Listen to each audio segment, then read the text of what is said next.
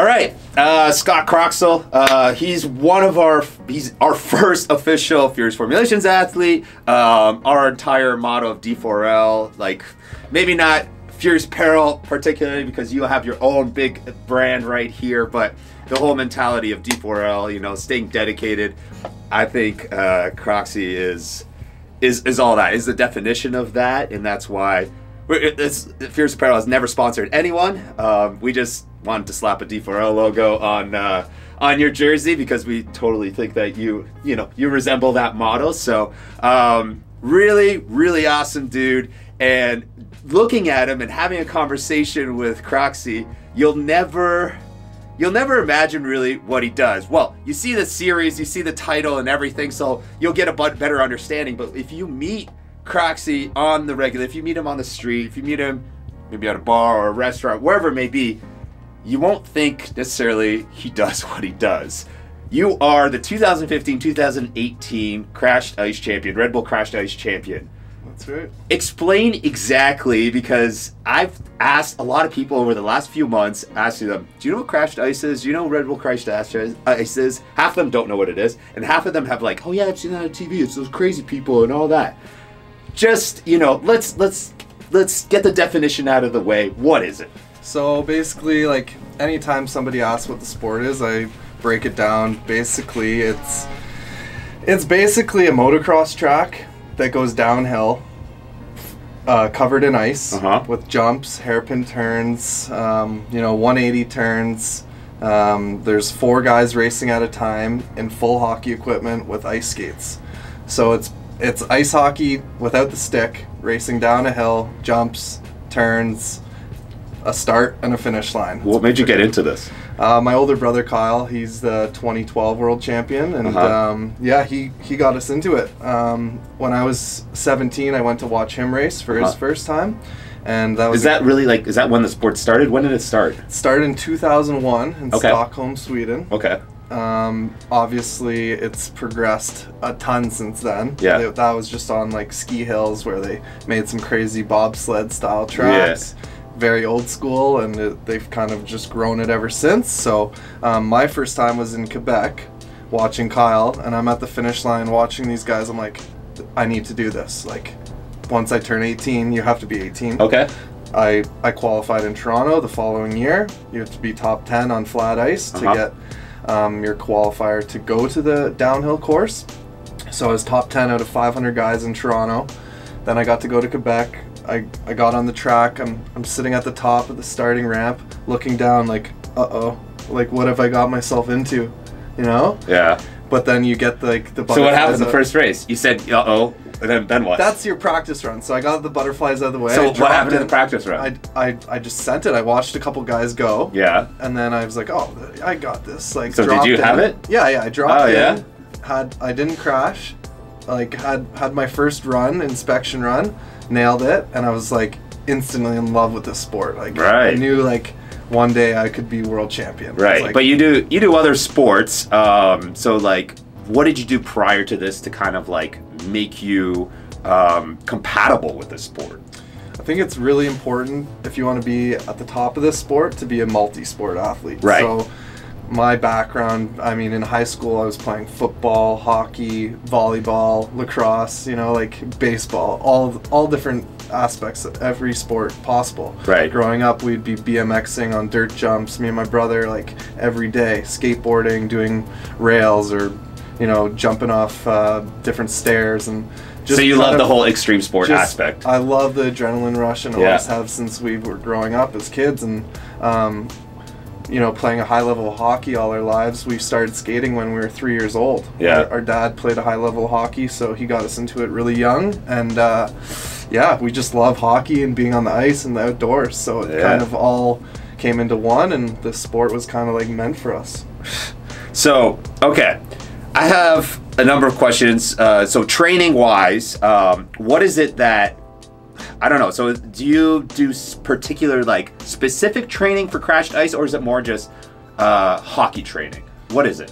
Yeah, it's a tricky situation. You need to have so many different elements into your training to make you that ultimate athlete. So we do gym training a couple times a week. That's pretty much hockey specific. We're doing circuit training basically for the most part, so cardio and full body workouts, mostly legs.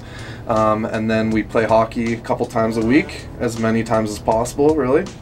And then we're on our rollerblades in an indoor bike park. So we're doing jumps and timing and air awareness. Yeah, because I can't imagine that you can't find these kind of tracks everywhere, right? Because I mean, like, it's so unique, There's right? no permanent track in the world. Right. So the Red Because Bull, this isn't like, you know, there's ice rinks everywhere. There isn't like crashed ice obstacles. Like, this isn't like an amateur thing. no. There's no like leagues for amateurs or anything. Well, this is just there is an entry level league called Riders Cup. Okay. So that's a way to get to the Red Bull crashed ice. Right, okay, but there's no like, you know, league here, No, like, you know, no. it's like, oh, Monday night, crashed ice, like, No. whatever, right? Yeah. I wish there was, but these tracks cost $1 million. Right. Yeah, the production is crazy. It's built up on scaffolding, and then there's a cooling system Wow. running on the track. Because I saw, like, it's right now, I'm airing, like, we're doing this video in, I don't know when the series will come out, but it's currently early January, and it's in Fenway Park, and I saw that they started building stuff, like, in December. Yeah. So it's like a whole huge production. Yeah. So Yeah. they're doing, I guess, 60 plus days to get the track ready. Wow.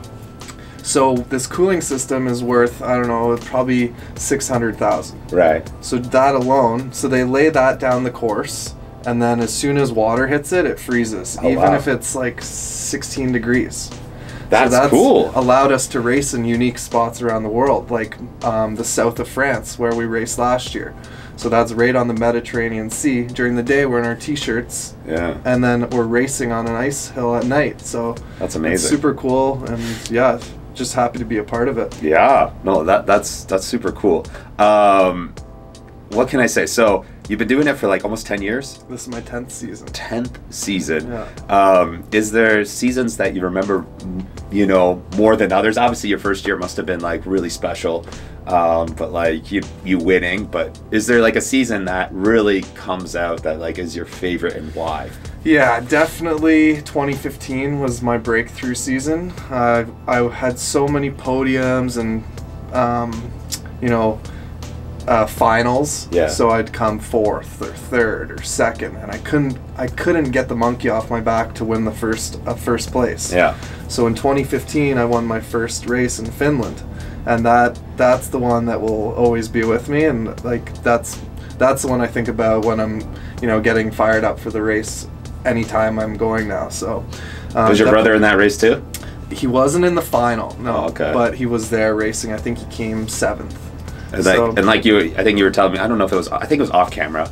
You were telling me as long as you or him win, that's all that matters. Yeah. You know, well, I mean, does it? I mean, that was a different answer. You just give me a different vibe than you did earlier. You're like, No, yeah, it's- no, it's like, you know, I mean, I prefer.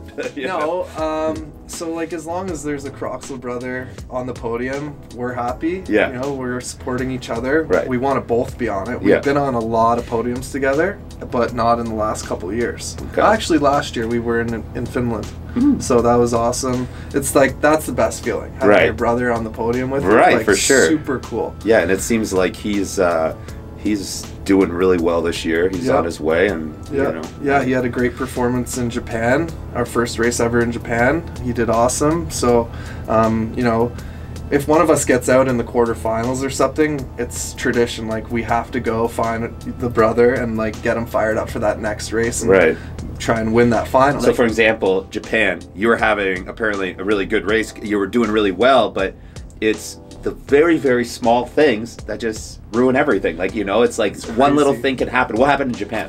So I qualified 5th in time trial. Yeah. Which that gives me like a great opportunity to keep advancing through the heats. Yeah. So I get to the quarterfinals and I'm in first place. I get bumped a little bit, have to kind of battle around the first turn. Get to the second turn, another battle with now 2 guys.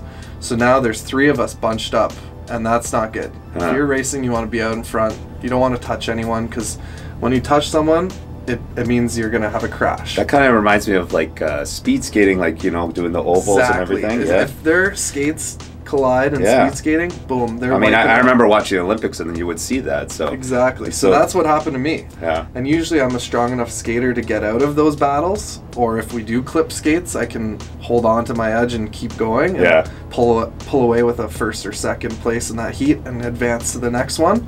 But yeah, I collided with the American Max Dunn, one of my buddies. We were chatting before the race.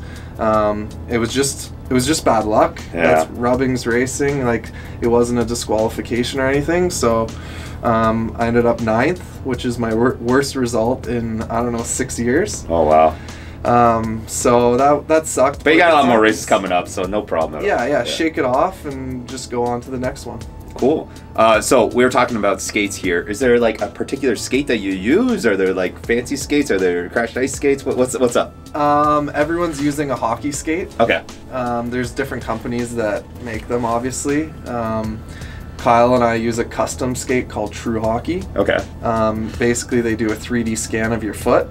They send it off to the factory, ship your boot back, and it fits like a glove. That's It's- awesome. So I can wear those all day and I won't be uncomfortable. It's better performance, better speed, better glide. But like, all that. is the skate itself like at the bottom? Like, is it sharper? Like, do you guys have to like? What's the deal there? Yeah, so I was just talking about the boot, but the actual blade, Yeah.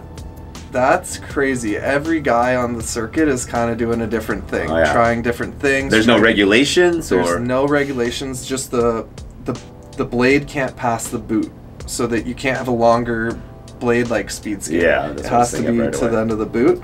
That's the only regulation. Other than that, people are using normal steel. People are using titanium, black steel. I use black steel. I think it holds the edge longer. And then there's different ways to sharpen your blades. You can have a different hollow. So if it's really sharp like hockey, it's better to turn, but you don't get the glide to go fast. So we're trying to hit something in the the middle. Yeah. And Because you got a lot of turns and everything. Yeah. And yeah. so a hockey skate, you're sharpening it at 3/4 of an inch, and for racing, I'm racing on a 1.5 inch. Oh wow, that's Yeah. much. That's like that's Similar double. to like what a hockey goalie Okay. would use. Huh. So really good glide, and then it's still sharp enough when you go around a turn to hold your edge. So how long is the crashed ice season? Every season varies, but usually it's about 2 to 3 months. Right. And so 2 to 3 months. The other 9 months, like what are you doing to prepare? What's like the most vital thing that you need to, that you have to make sure that you maintain throughout the year so that you're not screwed for the following year, right? Well, I can start with this year. So came out of the season 2018 with a world championship. Yeah. Congrats on Awesome. that. Yeah, You got one? thank Is you. that one of these That's things? this guy here. That's that guy right there. Oh, I gotta see. I gotta twist it around so Yeah. more people can see it. There we go. There you go. So I battled a few injuries last year, pulled away with the win, but I had to get surgery on my knee. Ugh. So I got my surgery beginning of June. Okay. So it was just a simple procedure. I had a bursa sac removed. It was damaged. Not too serious, but it was about a 10-week recovery. And then I had to slowly ease into training. Huh. So basically, I couldn't start working out until August. So just riding the bike, getting my muscles back, and then turned it on in, I don't know, October I could really start working out hard again. I got like full approval, played hockey, everything was good, got it back to like 95%, and going to the first race of the season I was at like, it was at like 98%, so really good, no issues. So do you feel like you could be, if that didn't happen, the knee injury, do you think you'd be in better shape right now? Do you think you'd be doing a lot better than you are right now? Or what? Hard to say, right? Very hard to say, but usually at the end of every season I take the summer off, just do my own thing. I do other sports, so like dirt biking and water skiing and water sports. So usually I always take the summer off, and then come September I focus on training again, because usually the first race is in January. So try and train for like 5 to 6 months leading up to the season, and then during the season is the hardest part of our training, because we have to somehow maintain it while we're traveling on the road, traveling to different cities, different countries. Yeah, of course. That's the tricky part of our you don't want to overdo it, don't want to underdo it, all that, right? Yeah. And then, you do a race weekend and your body's pretty banged up depending on your crashes or how far you made it in the event. Like if you made it to the final, your hips and hip flexors are going to be dummied from doing so many skate starts. Yeah. So, I mean, every race is different, every season's different. Just basically trying to stay in as good a shape as possible the whole season. What's been your worst crash in a race? Oh man, there's been a few, but the one that comes to mind always when people ask me this is Valkenburg, Netherlands. Okay. I think it was the semi-final heat. They made this track so that you couldn't come into the first corner at full speed. You had to speed check. Okay. So brake, but all four of us didn't brake. So all four of us crashed and my helmet came off. I kind of got whiplash in my neck. Oh shit. And my helmet came right off. I got up, I was in 4th place and I didn't know what to do, so I just started racing again. Passed one guy, got into 3rd place.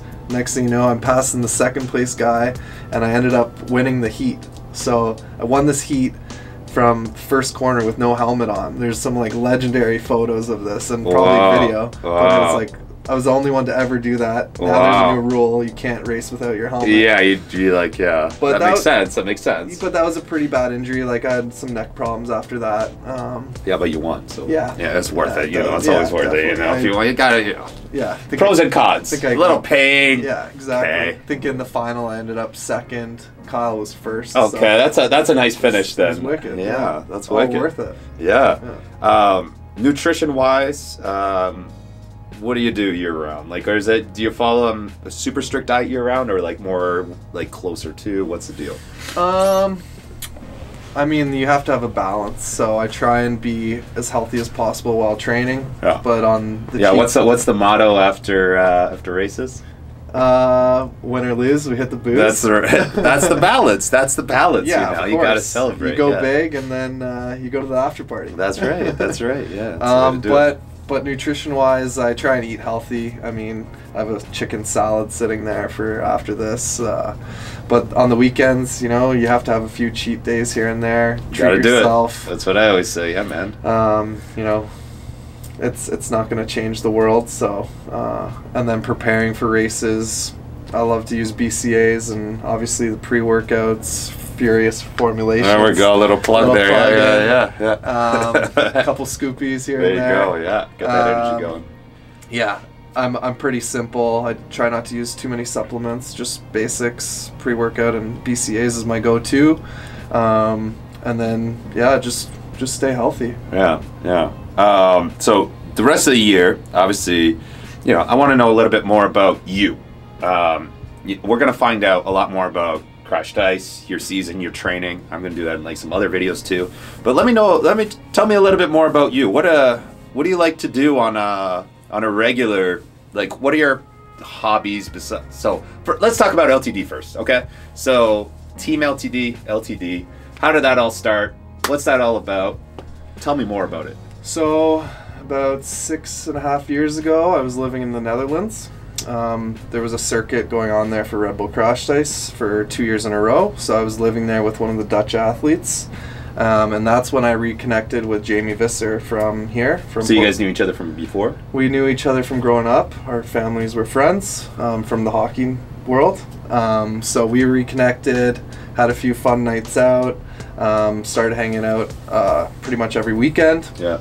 I would go to he played pro hockey there for 10 seasons, so I spent a lot of time with him and his hockey team, and we were both kind of living the dream. So we came up with this idea to start a clothing brand based out of Canada. We launched it in the Netherlands. So we came up with the concepts, the name Team LTD stands for Team Living the Dream. It's a very positive brand, and we're connecting people who are living the dream, whether that's, extreme sports or different business owners or just the weekend warrior that just wants to go out and enjoy a weekend at the lake or whatever it is that you do to get off of work. So yeah, it's been going good. We're going on 6 years, or 7, coming on 7. Yeah. And you guys it's are growing really and well. growing. Yeah, you know? so seeing it firsthand, it's awesome to see. yeah. Yeah, it's really cool to see. You enjoying like the whole business aspect? You enjoying the fact that this brand is just, I mean, it's a stupid question because you're obviously really excited to see the brand grow, and it's really cool. But you know, we have the business aspect. What about personal life, Croxy? What do you do on it? What are your like hobbies? What do you like to do? What are things that maybe, judging by you being an extreme sports athlete, people wouldn't think you like to do? I don't know. Like, my downtime is usually pretty crazy. Like, on the weekends, if we have a weekend off with no events with Team LTD, which is rare, Yeah, you guess. I have toys. I like to play with toys at the cottage. I'm lucky enough that my family has a cottage. My girlfriend's family has a cottage, so we've got a couple dirt bikes. I love dirt biking. We've got a road bike, so I like to ride the motorcycle up in Muskoka on the windy roads and boating around. Love to do water sports. You know, wake surfing is one of my passions. It's one of the funnest things you can do. It's one of the funnest sports I've ever done in my life, so I love doing that.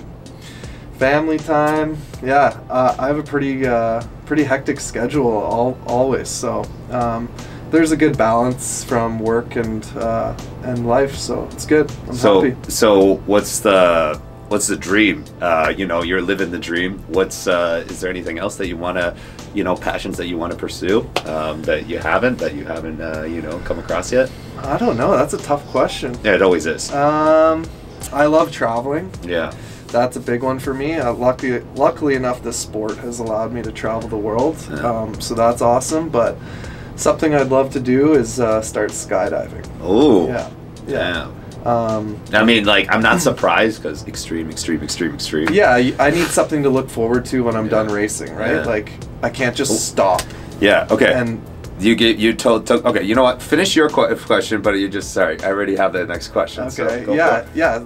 I think about this all the time. You know, I've done this sport for 10 years. Body's a little banged up, a couple surgeries here and there. Right. What am I going to do when this is over? Obviously, Team LTD, I'll have more time to work. Right. But I'm going to need something to get that adrenaline rush. Right. I have the toys, I have the weekends, and but I think that's next for me. Like, I want to skydive. I want to do solo jumps, and that's awesome. But like, when's Crashed Ice done?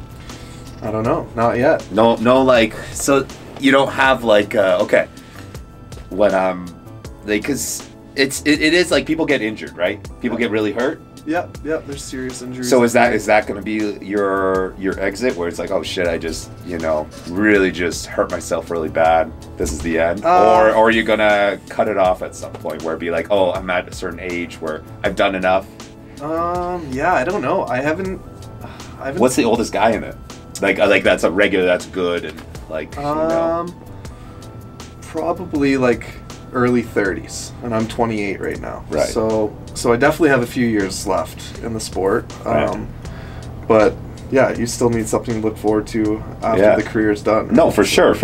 I'm just saying, like, how. Yeah. I don't think like an injury will end mine. Yeah. I mean, knock on wood. Right. Like, Where's the wood? I just tapped it. Yeah. Okay. That's what you got. Like, I've been doing this sport for so long, I know how to prevent injuries from happening. Obviously, if you crash, you're going to land on your knees, so there's no preventing like the knee injuries other than the padding, which I've fixed now. Right. But yeah, I don't know. That's a good question. I'd love to end my career on top. So say if I won the world championship in 2 or 3 or 4 years, maybe that's time to retire. Right. I don't know. It's hard. It's still hard. young. It's hard, especially when you love it, right? And still doing well. Right. Let's say if I wasn't doing well, Yeah. I wouldn't want to be in the sport anymore. I want Right. to be at the top. I want to end at the top. I've been there for so long. So yeah. Tell me about the other people racing.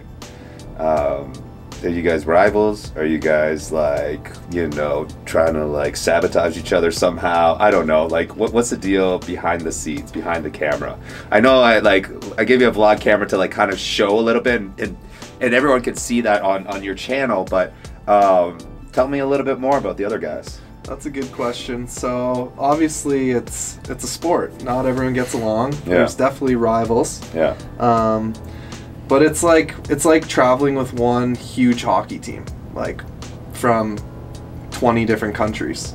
So, you know, we're always traveling with the Americans and the Finns and the Swiss and a few other countries that we really get along with, and then we have some huge rivals. Like, you know, if you've watched any races in the past, you've seen that there's some tussling at the finish line if things don't go how they should have. Yeah. I mean, there's dirty guys doing dirty moves, and you know, that's not really acceptable. So Yeah. I've been taken out in a semi-final, pushed from behind, taken out, crashed into the boards, and then I can't catch up, right? Right. So obviously I show my emotions, maybe not in the right way, but you know, you gotta let people know who's boss out Right, there. You've right. been in the sport for so long, so had a few pushing matches, nothing crazy, but for the most part we get along with everyone.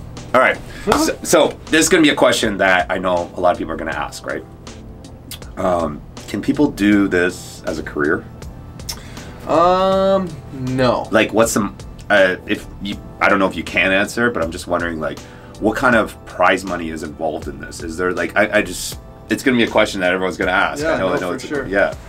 You definitely can't make a career out of it. Yeah. I think we expected to 10 years ago Right. when we got into the sport. We're like, Right. oh, this is going to be awesome. We're going to make 100,000 a year. Yeah. That's not the case. No. So we've won the world championships. Prize money is always changing, Yeah. depending on the year and depending on Red Bull's budget. Yeah. But you can't make a career. No one does this for a living. Right.